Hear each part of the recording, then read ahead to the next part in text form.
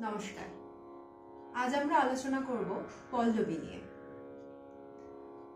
ওডিসি নৃত্যে বিভিন্ন রাগ রাগিণীকে আশ্রয় করে বিভিন্ন পল্লবী তৈরি করা হয়েছে, যার শুরুতে ধীরে ধীরে পদসঞ্চালনার সাথে সুন্দর দেহভঙ্গিমা দিয়ে শেষের দিকে গিয়ে দ্রুত পদসঞ্চালনা করা হয়।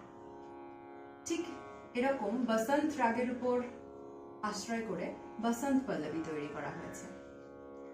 এই বসন্ত পল্লবীতে খুব সুন্দর ছোট্ট একটা অরসা আছে।